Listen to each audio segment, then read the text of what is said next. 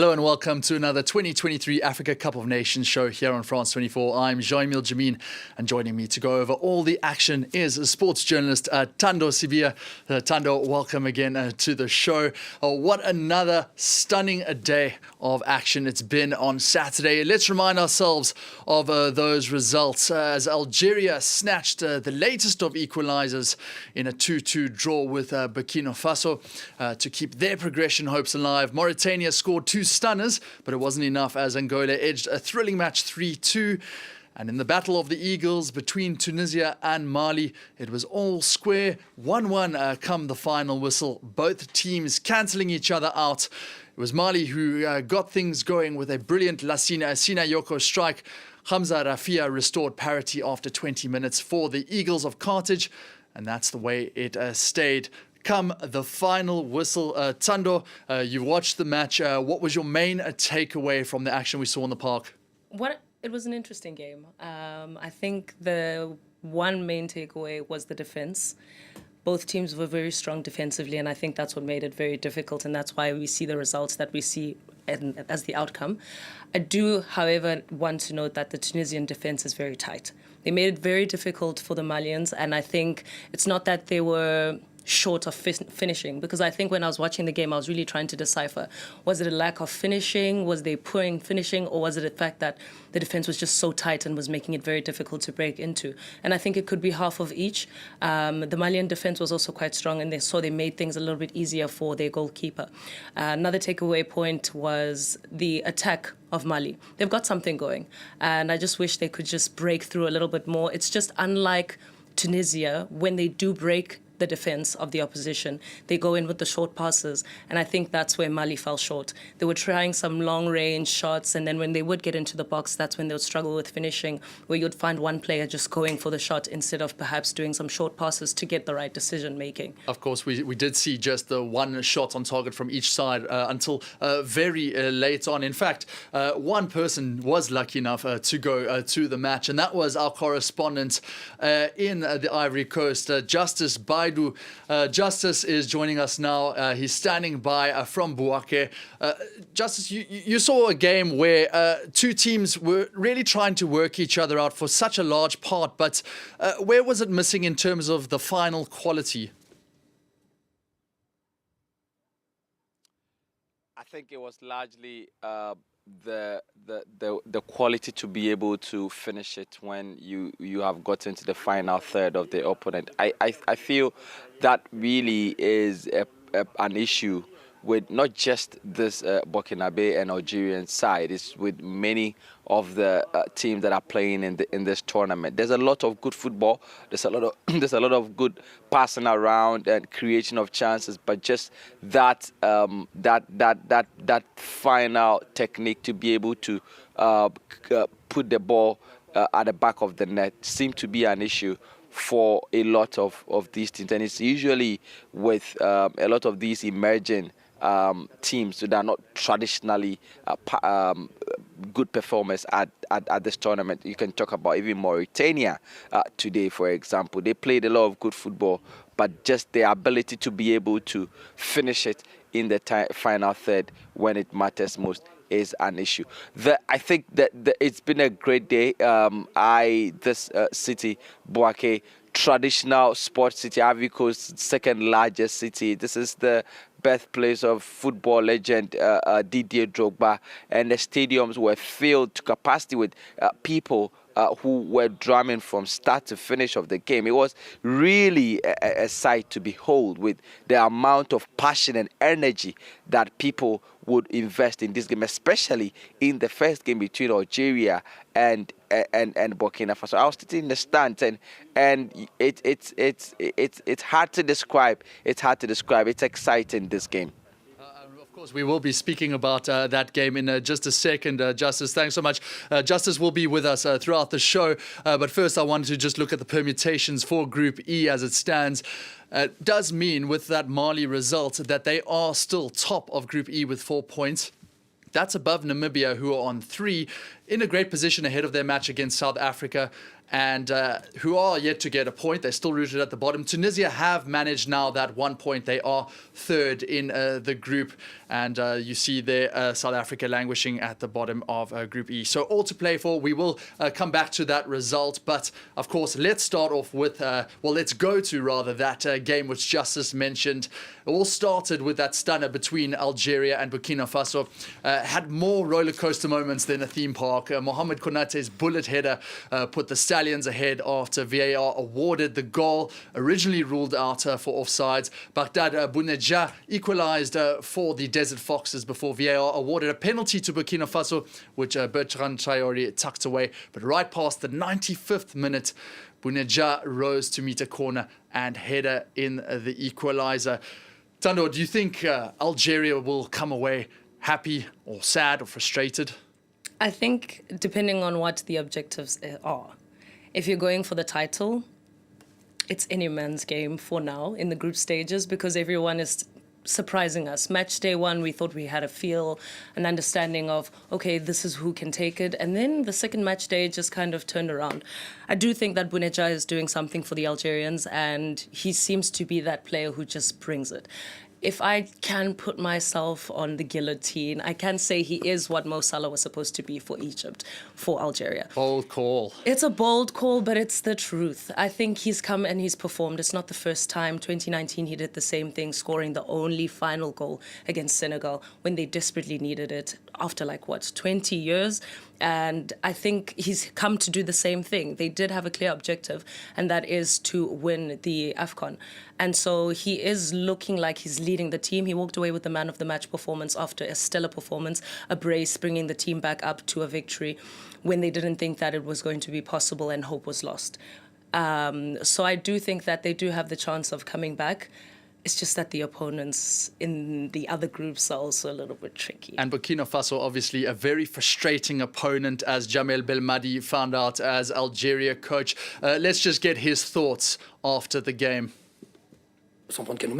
We only have ourselves to blame. The few mistakes we made, or our positioning, or our lack of concentration perhaps, or I don't know.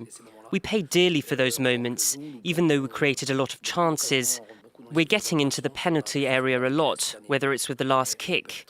Maybe we weren't killer enough. The game could have been different.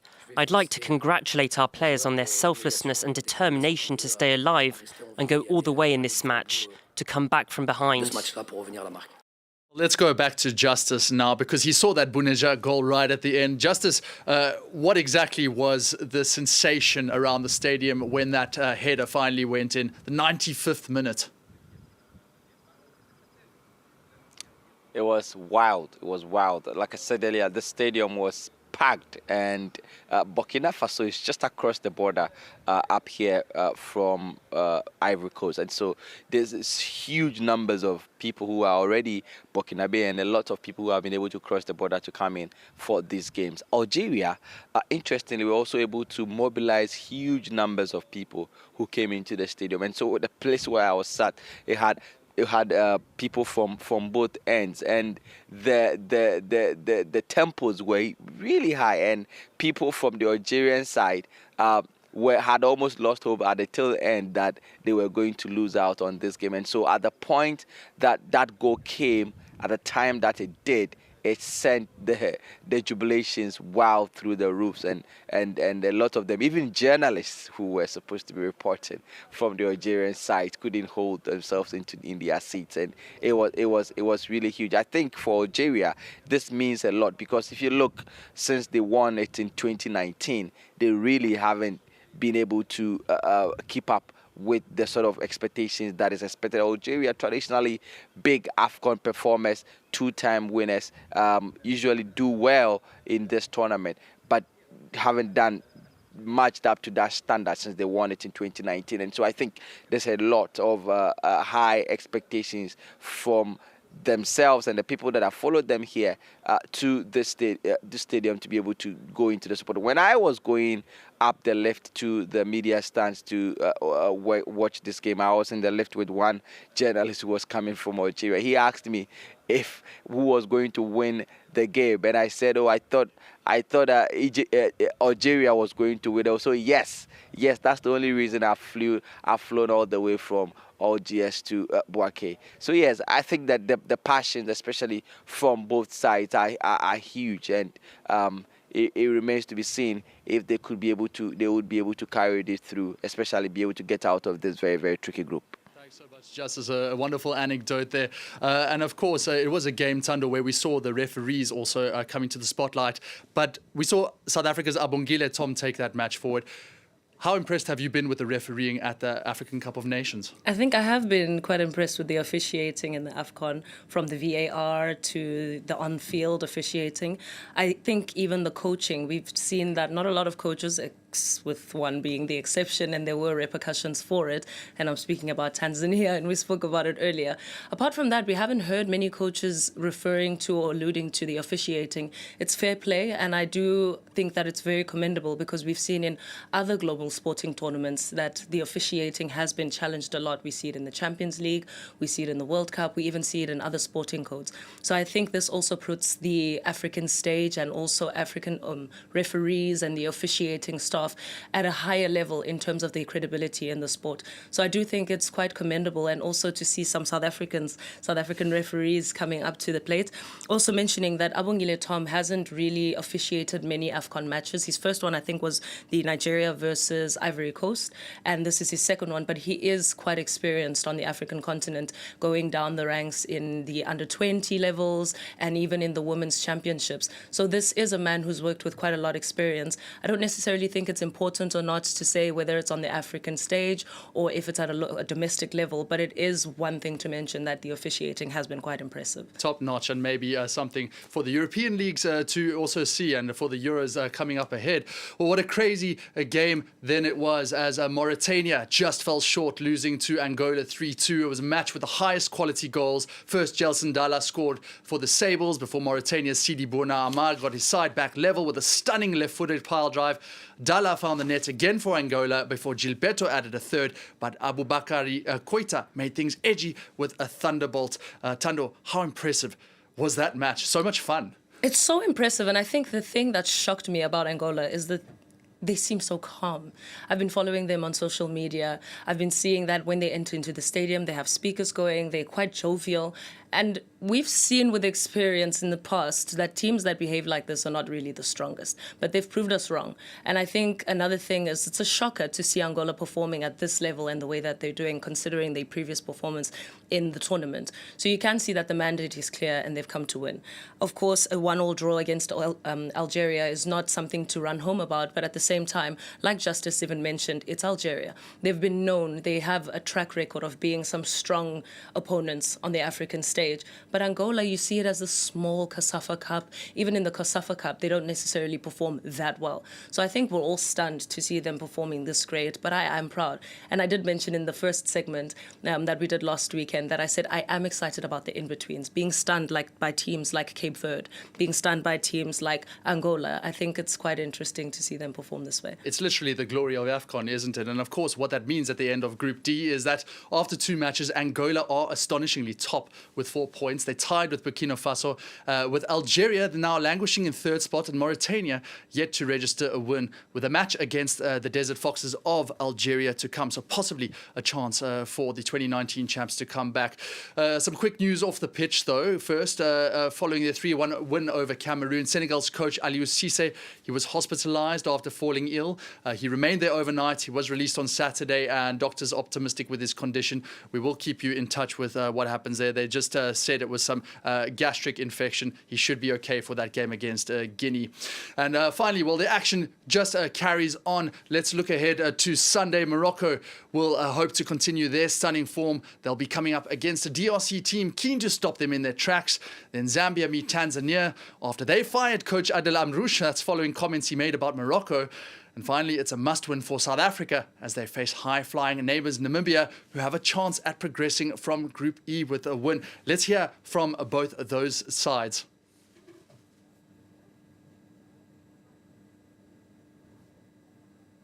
Everyone, it's motivated because, like, they are neighbours, as the coach said. And it won't be an easy game. It's going to be a fight. We take the battles as they come, and we're going to give everything. We're going to give everything because this is what we live for. This is soccer, and we have dreams, bro. Everything we live for, Thando. We have dreams, bruh. No, honestly, I think one thing that's been interesting about watching Namibia play is their humility on the pitch. Well, actually, they're not humble about their style of play, but it's just their humility off the pitch. That's what I meant to say. And then when they come onto the pitch, they just stun us in their behavior and in their performance. So I do think having them as opponents, and I'm speaking from the perspective of South Africa, you shouldn't come into this one taking it lightly. I think even Coach Hugo Bruce said their last game, I think it was on the 9th of September, it was a friendly. There's nothing to go on about. It was a 0-0 draw, and I don't necessarily think it's something that we can use as a reference point for either of the teams. In that game, there was Lyle Foster, and we did mention that, okay, South Africa is coming in without Lyle Foster. It was 0-0. So the attacking prowess that we thought he was going to offer to the team was not necessarily there. So he's not, I wouldn't necessarily say that he is a loss coming into this game, but considering the respective sides' performance in their previous games, that's something that we can definitely look into. South Africa coming in from a loss, that also can be something that can fuel them to work a little bit harder, because you do go back to the drawing board and you see what you need to be working on. On the contrary, you have Namibia coming in, and they know each other's style of play. These are teams where the respective players play against each other in the domestic league in South Africa.